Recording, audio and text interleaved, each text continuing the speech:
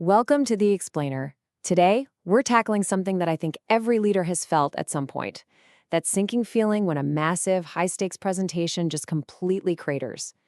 And we're going to talk about why it happens, and more importantly, how to make sure it never, ever happens to you again. I mean, you know the scene, right? You've put in weeks of work. Your data is solid. The slides look amazing. You walk into that big meeting, that steering committee, feeling, well, you feel ready. But then, minutes in, you can just feel the air go out of the room. Suddenly, you're getting hit with questions from left field, there's this unexpected resistance, and your whole proposal just gets sidelined. It's an absolute nightmare. And what's our first instinct? We blame ourselves. We think, oh, maybe my slides weren't clear enough, or I must have fumbled the delivery. But what if the problem isn't how you presented? What if the real problem is that you dropped all this critical new information on them for the very first time in that formal, high-pressure room? The issue isn't your data. The issue is the surprise. You're basically setting a trap for yourself. So how do we fix this? Well, you adopt a really powerful strategy called the Pre-Preentstion Imperative.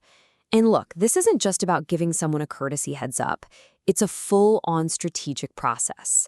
It's designed to take all the risk out of your most important meetings and turn what could be a disaster into what's basically a done deal. So what is a pre-presentation?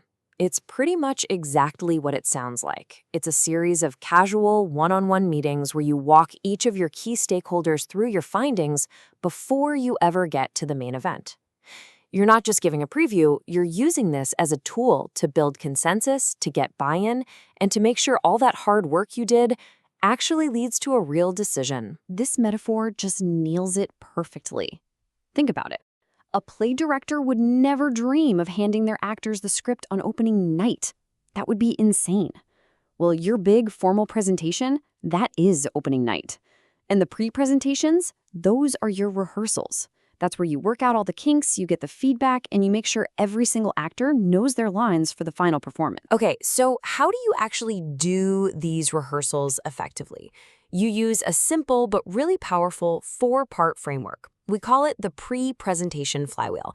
This is your playbook. This is how you turn a meeting that could be a huge debate into a smooth, perfectly orchestrated event where the outcome is never in doubt. And it works like a cycle, a flywheel. Step 1, you educate each stakeholder one-on-one in a really low-pressure chat. Because you've done that, you start to build allies. They get it, they're on board, and they can even become champions for your idea. Now, during those same conversations, you're also able to identify and mitigate resistance. You hear their concerns early when you can actually do something about them. And all of that, every conversation, it refines your message, getting you to the ultimate goal, a final meeting with absolutely no surprises. Now, I know what you're thinking. This all sounds great in theory, but as a leader, you've got to measure what matters. So how do you actually know if this strategy is working? Well, there's really only one metric you need to track, and it is beautifully simple. Here it is. The ultimate measure of your success is the number of new, unforeseen objections you get in that final presentation. Your goal, the number that tells you you've executed this playbook to perfection, is 0, a big, fat 0. If you get to the end of that meeting and there are no surprise attacks, no hostile questions, you didn't just give a good presentation. You won. You already won before you walked in the room. So how do you make this a real thing? How do you turn this from a cool idea into just the way you do things? It really comes down to a few non-negotiable rules for you and your team. This is how you weave the pre-presentation imperative into your company's DNA. Okay, first rule, you make pre-presenting mandatory. For any major client meeting, any big internal decision, it's just part of the process. No exceptions. Second, you have to frame these meetings as intelligence-gathering missions. You're not just talking at them, you're there to learn. Which brings us to rule 3, listen way more than you talk. And finally, you take all that intelligence you gathered and you use it to tailor and refine your final message so it lands perfect. Now listen up, because this might be the single most powerful, most actionable piece of advice in this entire explainer. You pre-present to your biggest skeptic first. That's right. Don't avoid your toughest critic, run straight at them. They're going to give your argument the ultimate stress test. And yeah, their feedback might be tough to hear, but it is absolute gold. It lets you find and fix every single hole in your logic before anyone else even sees it. All right, but let's be real for a second. This process isn't a silver bullet.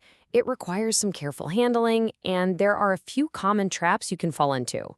The good news is, if you see them coming, they are totally manageable. So here are the 3 big ones to watch out for. First, information leaks. The way you prevent that is by having one crystal clear, repeatable story that you tell everyone. Second, there's the risk of death by 1,000 cuts, where everyone's little bit of feedback waters down your core idea into nothing. You have to fiercely protect your main message. And finally, you'll always hear the "we don't have time" excuse. The only way to beat that is to build this rehearsal time into the project plan from day one. It's not optional, it's a milestone. So what this all boils down to, really, is a fundamental shift in your mindset. The final presentation, it's no longer this moment of high-stakes persuasion. It's not a debate. It's a formality. It's a public ceremony. It's the moment where everyone gathers to officially rubber stamp a decision that, thanks to your hard work, was already made, piece by piece, in all those quiet one-on-one rehearsals. And that really leaves us with a final question for you to think about. The next time you have a big, important meeting coming up on your calendar, ask yourself this. Are you just walking in there to present some slides and just hope for the best?